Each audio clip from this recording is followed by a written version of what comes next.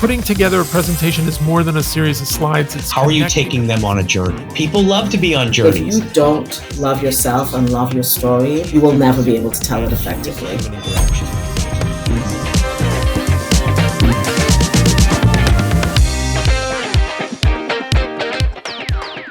Hey everyone, I'm pretty excited because today at No Fear Presenting, we have Paul Hungerford. Paul is like a 30-plus year veteran of the entertainment industry. He's been on stage, film, TV, and if you've seen any commercials in the past 30 years, you've probably seen his work. He's been in over 50 of them. But not only does he act, he also teaches, writes, and directs, whatever, a little bit of a show-off. But currently, he's the Associate Artistic Director of the Outside In Theater and a faculty member at the USC School of Dramatic Arts. Full disclosure, Paul and I also went to Emerson College in Boston a long, long time ago. Paul, welcome. Thanks for having me. How are you, man? I'm really good. Good. Thank you so much for being here. I know you have so many strengths and you're involved in so many things. We could probably do like 3 podcasts worth of content. But what I think will be really helpful for people trying to take the fear out of presenting is your improv work.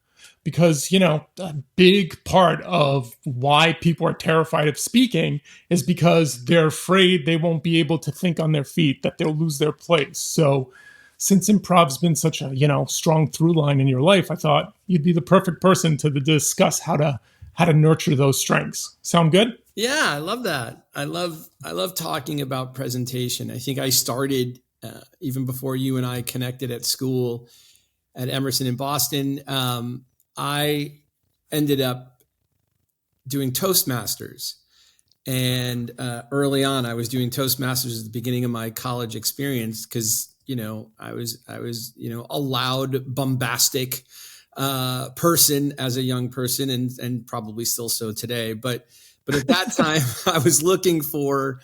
I didn't know what I was looking for. I should be honest. I didn't know who I was quite yet, as many of us don't at that time period. So I ended up in Toastmasters, and I thought about this not too long ago. I ended up working on the improvisational side of Toastmasters, where you were given the subject and then you had to speak from your point of view of knowledge. And so when I hear people talk about presentation, I immediately think of the idea that you have to give of yourself, right? Or you have to give the information over to a group of people. And anytime we humans get into a position where we must be vulnerable, we must reveal, we must express something that could easily be viewed with judgment, we get really protective. I mean, the cortisol starts to rise up and the stress factors start to kick in, the cold sweats, because it's really not that we're afraid of doing it. We're afraid of being judged, I should say, being judged by the people watching and looking like, I don't know if this person knows what they're talking about. I don't agree with that. We're afraid of that instantly. Do you feel, though, that it's kind of the fear also comes from unlearning this myth of what a presentation or a business person should be? I see such relief when people finally realize, oh, wait, I can just be me? You mean I can just talk about what I actually know and I can say, oh, wait a minute, I don't know the answer to that? You mean that could be a presentation? I could present like that? And their shoulders drop, right? I would agree. Yeah. So I didn't know about the Toastmaster thing. That's super interesting. So would you say that was the little birthplace of Paul's improv career? Is that where it started? I wouldn't say that's where here's what I would say. I wouldn't say that's where it started. What I would say is I have always been a person who's off the cuff. I mean, I've always just been, I'm a very, oh my God, everybody's here. Hey, everybody, let's hang out. What are you doing? How are you, Mike? What's new? I love socializing. I love being in groups of people. It's very fulfilling to me. It fills my bucket, if you will. And I was actually very afraid of improv in when I first started interacting with it on a professional level when I was out here in Los Angeles. I thought it was what funny people did. I didn't know it was what what it is. What it actually is allowing yourself to be vulnerable to what's happening and opening up to the experience of what's going on. By the way, whenever we talk about improvisation or presenting or anything else, we're improvising right now. We're just having a conversation. We're just listening to each other. We're responding to what is being asked of us or what we're receiving information wise. And we end up in this cycle of back and forth. And that's what improvisers are doing. And what I would say is it's a form of jazz, if you will, right? There's many forms of jazz and not all of it's the same, but it's all under the umbrella of jazz. I feel the same way about improv. So to answer your question, really quick, no, it came to me much later. I fell in love with improv much later, even though it was always present. It was always as a discipline, right? You fell in love with that discipline we call improv. Because I would say there's a myth that improv is comedy. It's not, there are these improv shows that we go to laugh and find people reacting to funny situations, but the act of improv is like human, right? It's how we told stories around the campfire at night to entertain ourselves or to share information. It's the same thing. It's just, again, it's that unlearning what improv is, what presenting is, what interviewing is. It's boiled down. Removing fear in those situations is all about saying, you're enough. What you're doing right now is okay. And let me ask you this. How important is listening to thinking on your feet? It's everything.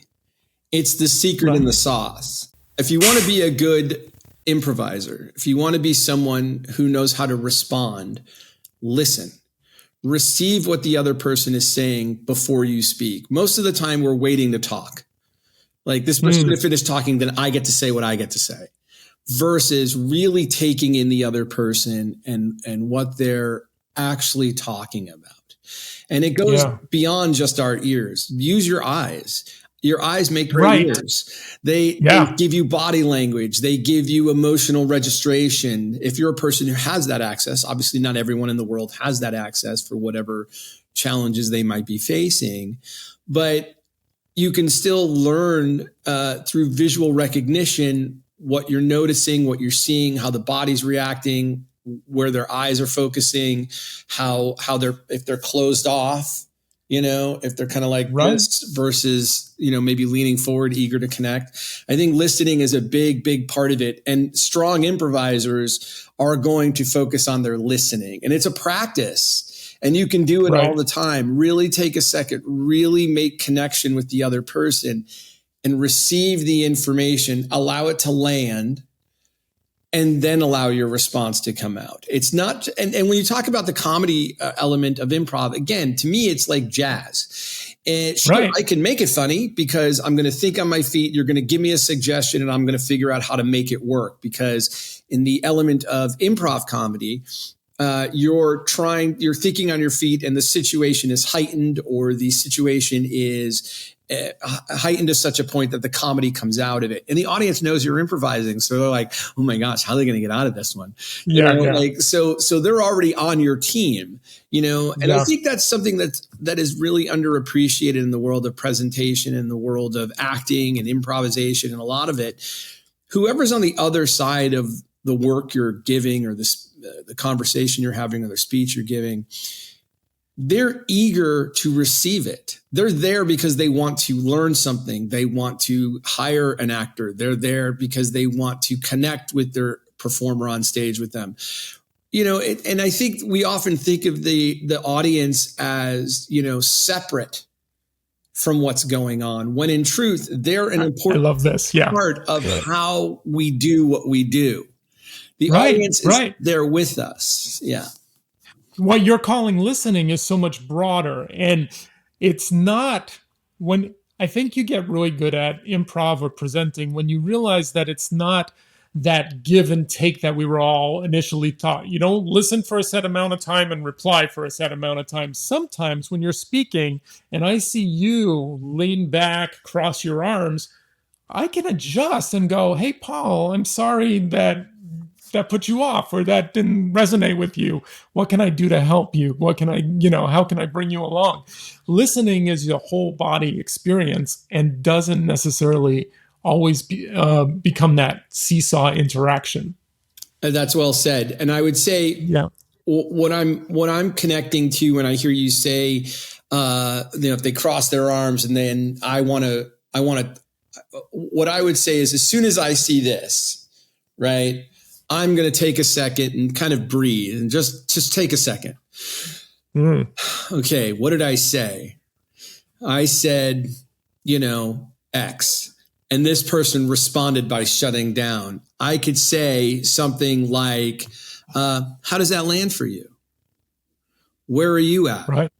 Because I want to not make it about me. I want to make it about the other person. If they've shut down and stood and kind of like talking to my 16-year-old, if I've said something like, you need to go get a job, and they're like, now I'm like, oh, is there something that I said that you don't like? Yeah, I don't know if I don't want to get a job and or whatever. And it's like, well, yeah. How's that make you feel? That you have to go get a job. It makes me feel like, it's hard. It's uncomfortable. I'm like, yeah, it is.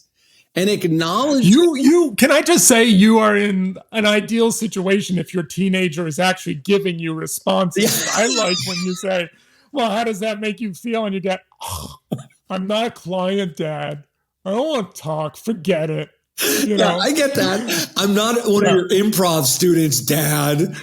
Yeah, thanks. I might shift into so what I'm saying is I'm trying to stop making it about my need. Especially if you're in sales, if you're in information sharing, if you're in collaboration, my role in those segments is to support whatever's going on. And to me, at the heart of improvisation, what we do really well is we take care of each other. We look out for each other. Love that. And if you think about a team that works together around a table or at an office, if you will, I teach this at USC a lot in my improv classes. And I think there are corporations out there who spend millions of dollars to train their employees to support, listen, and build up other people's ideas. You can iterate off of somebody else. That's what we're doing in improv. We're iterating off of your idea, and that sparks an idea, and that sparks an idea. If you're not on a team where you feel like people got your back, maybe, I understand the world is challenging and you take the job where you have to, but I also would say, who are you supporting and who's supporting you? If you're on a team like that, you can knock it out of the park. Every company out there wants to innovate, right? Yeah.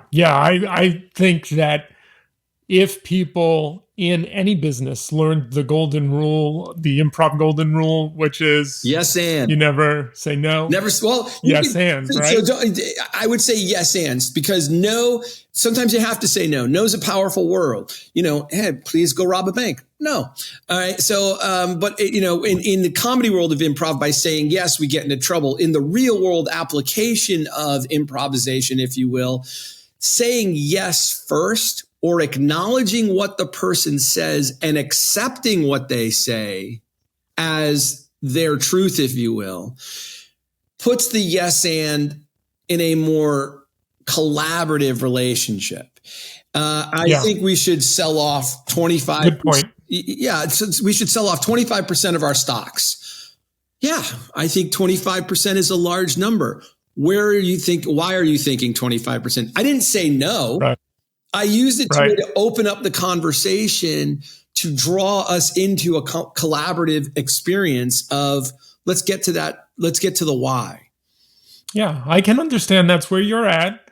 Now help me understand why you got there, know? And those kind of segues that come out of what I think you're saying is curiosity. Curiosity empowers the interaction to such a high degree. If you're legitimately curious when you're relaying information, the information you then deliver back can be at the level that the person wants it or needs it. And that's super important. Good stuff. Good stuff. Yeah, it's never about me. It's hard to do. My ego, I'm an old guy now, so my ego is not necessarily as in play as it once was as a young person, but it's still present. Right. The ego is there to protect us. It's trying to avoid us to be embarrassed. It wants to avoid being, making look like a fool or whatever. And so I think at this age, it's easier for my ego I can keep my ego in check. That's a whole nother conversation, but like all that work that needs to get done to do that. But I think if you can be curious, like you're saying, and ask questions, and keep digging into the person, you'll really get to the truth. What is it, like the 5 whys of business? We need to do X. Why? Because of this. Why? Because of this. Why? Go down to 5 times. Right. You're probably going to get to the heart of what's really going on there. I gotcha. I'm thinking back to what you said about how some corporations spend all this money training their people to be supportive, in essence, training their people to be more human. I know the Groundlings, people here in Boston, send droves of corporate people through Groundlings to kind of get some humanity training. Have you ever been tasked to walk into a company and give them improv training? And how did that go?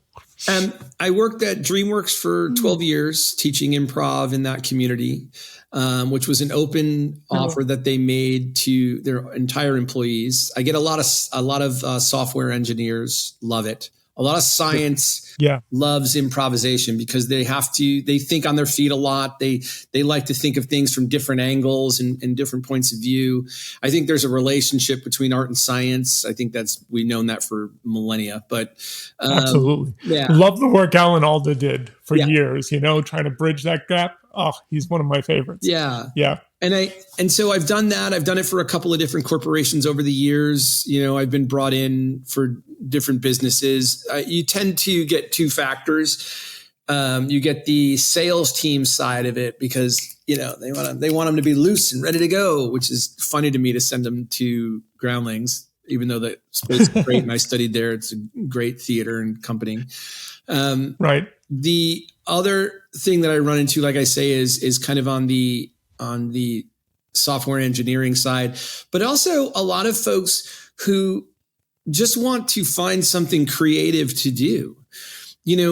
I think there's a stigma with the relationship to performance, as if to say like, well, that's what you have to do. If you want to do it, you have to take it serious. You have to go become an actor. It's like, I don't think that's necessarily true.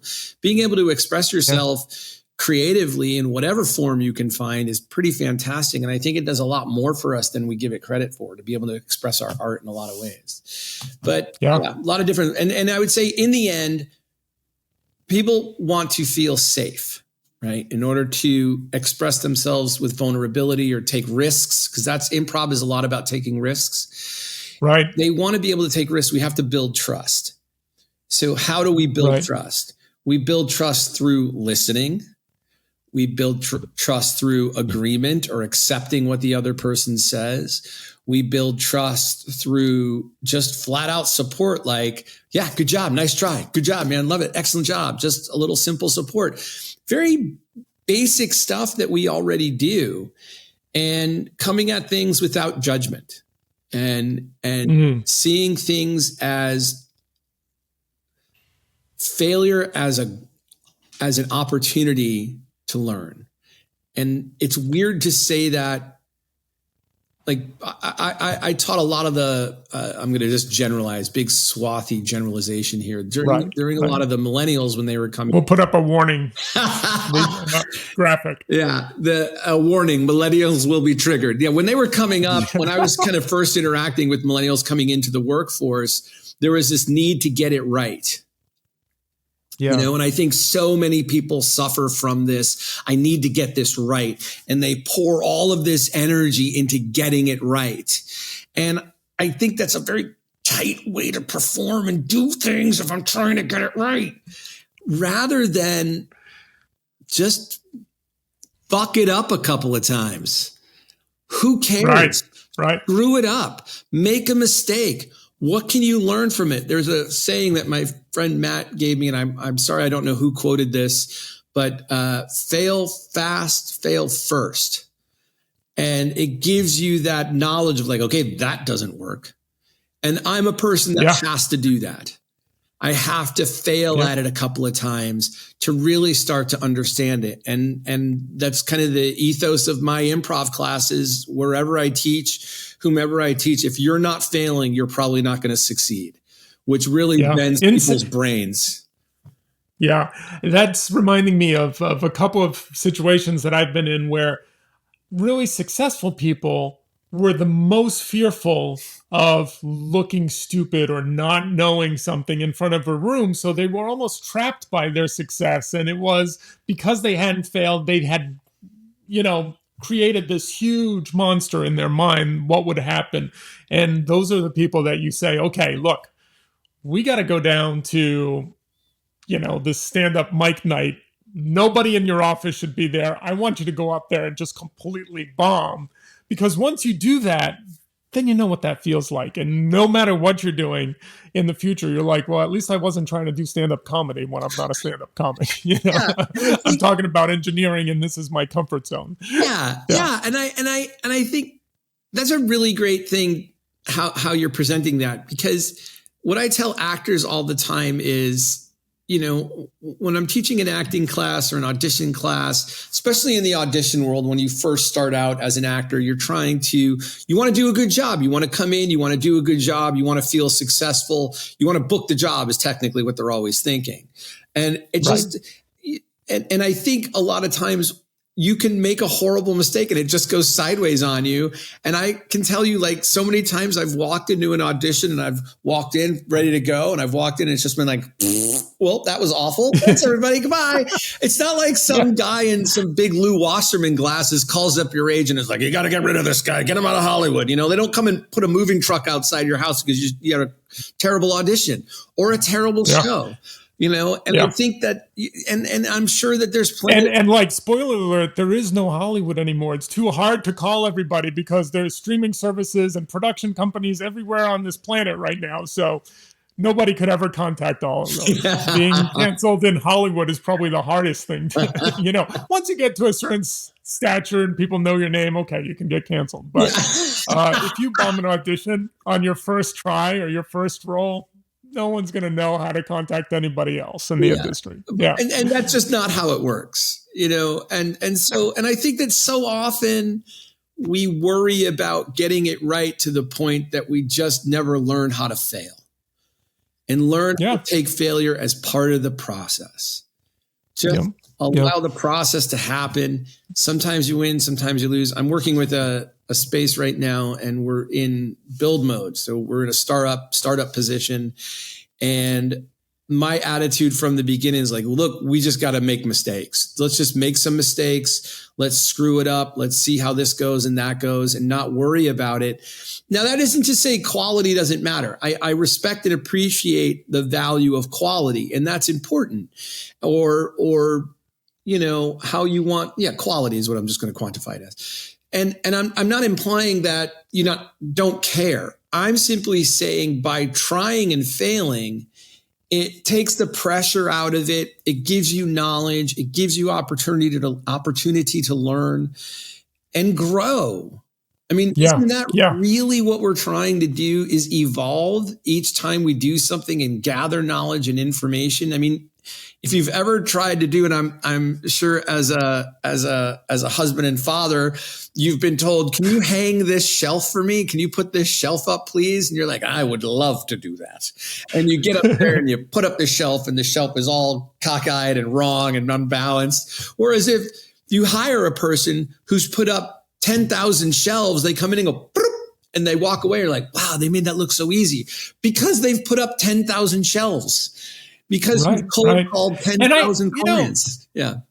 And to apply that to like the business world, I think leadership makes a huge disservice when they're always trying to push their A guys in the front and have them present all the material. And they don't let the junior staff make those mistakes, get the opportunities, or create opportunities in the office environment to get up on your feet and try and relay some information. That I've seen that scenario a lot. And the companies that really succeed and really create a large stable of people who are comfortable speaking are the companies who say, okay, look, we're not going to have you, if you're an intern, present at this meeting that's worth $10 million, but every Friday we want the interns to get up and share, a new fintech piece of information they've learned. Those are opportunities for them to fail, and that's so valuable. And I just hope more companies take that philosophy that you should start nurturing the less experienced folks in your office environment. I dig that. I want to iterate off of what you said, which would be this. Have the A guy go up and tell us the fail story. Oh, love it. Yeah. Then ask the intern to come up and tell them their win for the week. Right. Because what makes... You're hired. Right. But think about it, right? If you, as a young person in a community for business, if you're in a young person in a group of business professionals, and the swagger is great. We all want the swagger. We all want to be cool. We all want to be liked. I mean, it's human conditioning. It's just who we are. Okay. We all want the pack to like us and accept us. Yeah. Right. If you see the person with the swagger and the confidence step up and say, my most embarrassing moment was when this happened. I lost this account. It blew up in my face. It went sideways on me. Here's what I learned from that experience. It brings down the distance. It builds trust is what it does. Yeah. It builds trust because now I can see this person as a real person who has real faults, if you will, or has had mistakes happen, and it diffuses the idea that I have to be right or I have to be perfect. Yeah. The only way I'm going to succeed is if. So, right. How do we balance the relationship between those who have the knowledge and experience with those who are trying to gather the knowledge and the experience and the confidence? Because then the team can start coming together and closer together and closer together until they start to really connect. And now you have mentorship. And what company doesn't want to have that younger group of people feeling like, hey, they're up and coming, man. We got a good team coming up. This is great. Let's go. And it goes back to your improv class guidelines that you were talking about. The first step is building that trust, and it doesn't matter if you're in an improv class or in an environment. That is the first step in helping people risk, so that they can share, so that they can take risks, not just speaking, but in their jobs, and try new things and fail fast. And see where they can succeed. You can't succeed without constantly poking to see where the opportunities to succeed are, Yeah. And also you're only as strong as your weakest link. So if you don't know where your vulnerability is as a business, if you don't understand we don't do that really well. Okay. All right. Let's put a little energy towards that. Good thing we found that out now and not after we started our shipping line, or whatever, gathering information is if we live in an information, value society, how are you not operating within the information of your own business and the people you have around the table? There's a lot there. Yep. The idea of I really want to say there's a woman by the name of Jo McGinley, and she does a lot of high level coaching and professional material like you're talking about. And she was an improv teacher of mine for a long time. We did narrative improv together. And she talked about an information loop that you would get into with another person. And I always found that to be so invigorating and exciting, because I want to feel like we're charging or energizing each other's information. And it makes me feel like, gosh, I'm ready to go. Let's get out there. Let's do this. And Right. and it's, I like the idea of sharing information. I like the idea of being in agreement with what's on the table, being curious about how we got there, and trying stuff. And I also, if I'm going to add to your list, is I also like the idea that the audience isn't separate from you. No, yeah. They're an integral part of that information loop. I'm reacting to what I'm seeing in the room, to what I'm hearing, to what you're saying. And if I get up there and I just, pretend I'm a train and I start at station A and get to station B, and the hell with the scenery and the hell with the track, people are left, bland. They're left, they didn't get the point. They're unfulfilled. Yes, because there was nothing to connect to. We humans look for something to hold on to. If you're not making eye contact with me, you're probably going to feel like, this person's just avoiding me. If you're shut off or sitting back away from what's going on, you feel disconnected to it. We humans are, if you're interesting, we're interested. So if you get up there and you make some eye contact and you say good morning to everybody or whatever, and you just kind of ask how the bagels were, did everyone enjoy the bagels? I feel like I've got about 6 of them in my teeth right now as I speak to everybody.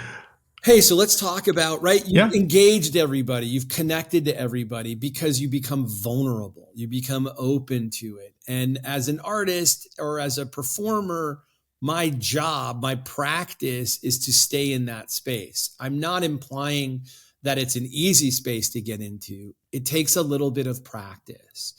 And a great way to practice that is to practice listening. You can even, there's a place called Improv Olympic.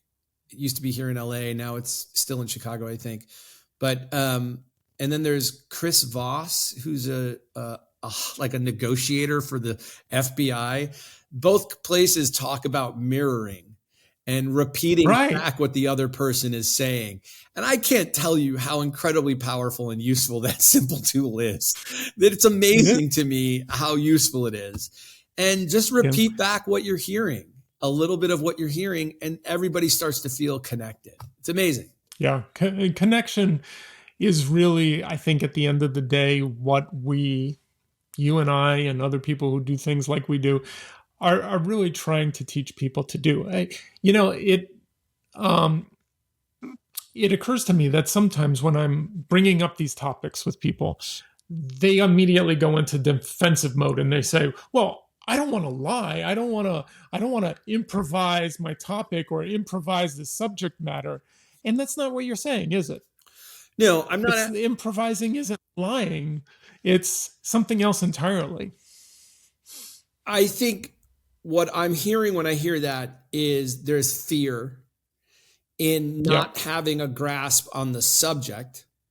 So therefore, I might deviate away from what I want to talk about because I'm not as familiar with the topic.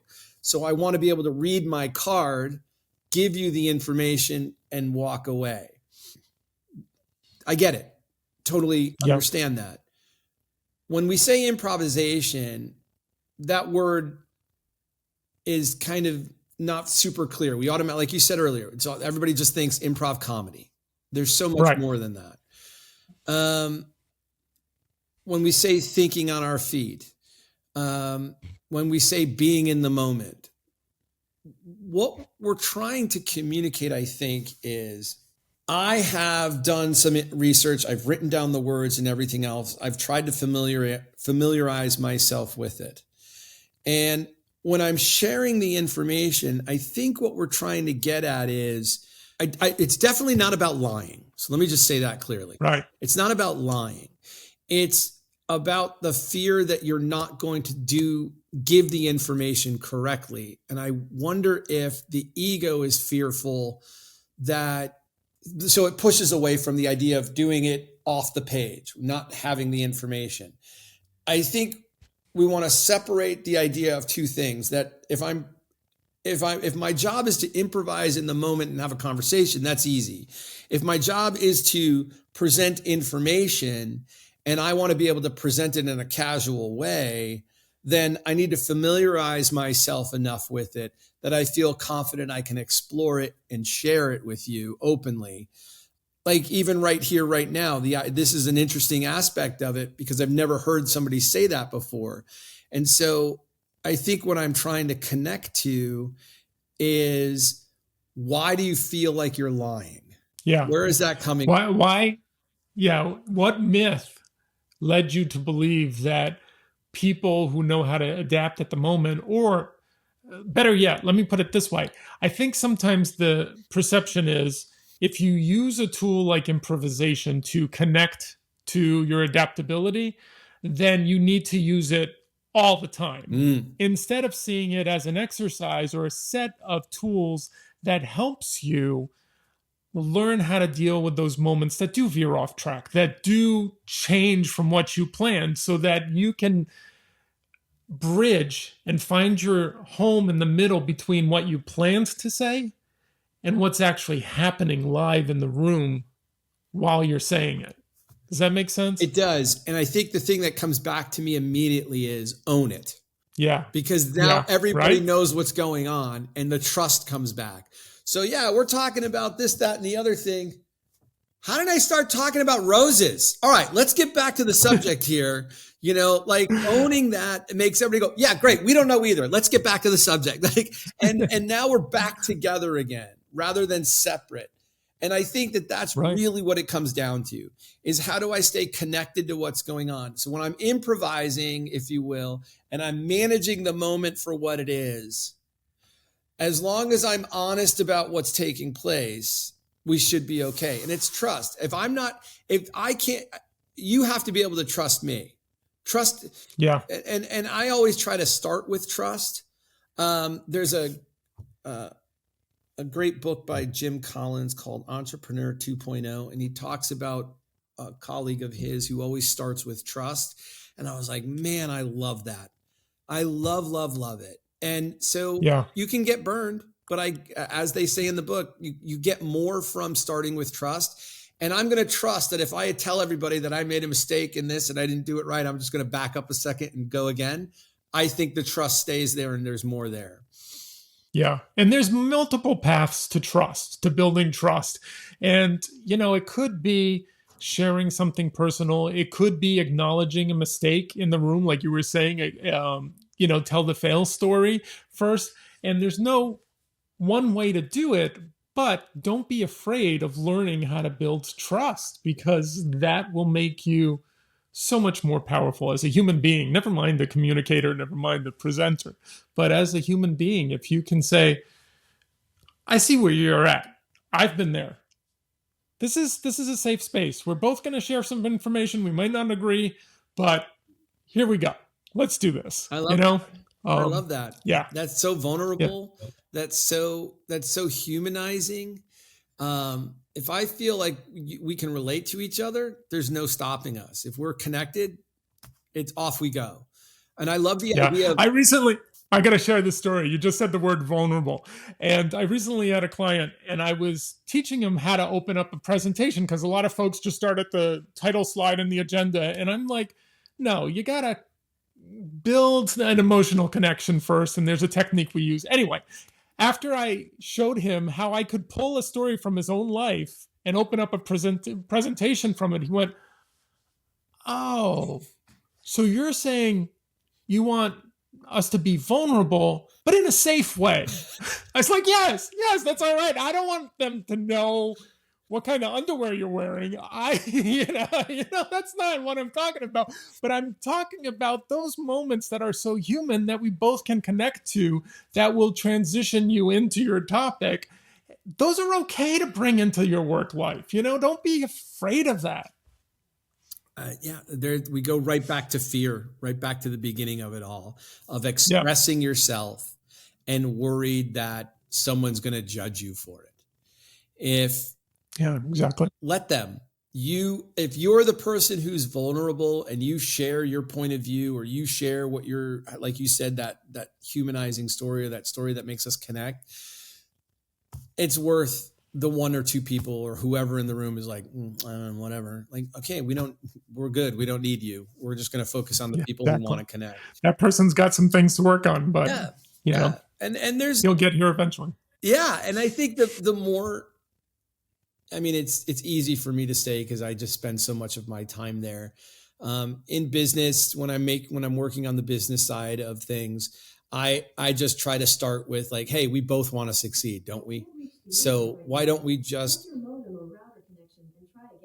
well, thank you so much, Google, for interrupting us. We're in the middle of a conversation. Do you want to join? Did you say the Google trigger word? What was the Google trigger word? The connecting, I think it heard connecting and decided to tell me that it can't connect to the internet. Yeah. See, even AI, Amazon juggle in my house. Yeah. Yeah. Even AI wants to feel connected to the human race. So. Oh, there you go. There you go. Nicely done, sir. Nicely done. Yeah. I don't know. I think connectivity is underappreciated. I think there's ways to practice that. I think improvising in the moment, or should I say it differently? I think being in the moment allows you to connect to what's happening with anyone you're in the room with. And because we're all having the same experience at the same time, we're present to what's going on.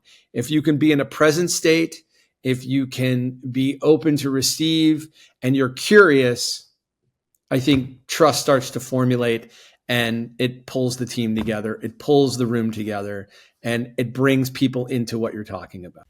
Nicely said, sir. Thank you so much. I think you've shared so many insightful thoughts that I hope the audience can take a lot from. Before I go, is there anything that you're working on that you want to share with the audience? Then where can people find out more about the way you think and what you're up to? I'm the associate artistic director over at a space called outsideintheater.org, outsideintheaterre.org. We're a new space opening up in Los Angeles, and we have a lot of streaming things happening in the near future. Right now, we're still under construction. We're a startup, not-for-profit that's focusing on diversity of storytelling and diversity of voices and diversity of ways in which you can receive that. We have streams happening on our YouTube page all the time at Outside In Theater. And you can check us out on the social medias and hunt us down. And you can reach me at Improvising Paul on Instagram if you wish. And yeah, I don't know. Awesome. I'm so, this is what I need to work on is self-plugging. I got to plug that. Yeah. You did fine. Yeah, I did all right. Thanks, man. Show me how it's done, Mike. Show me how it's done. No, you were great. And I can't thank you enough, my old friend, to reconnect with you, even in this like formal, real fake podcast scenario. It has been really nice to talk to you again and see you again.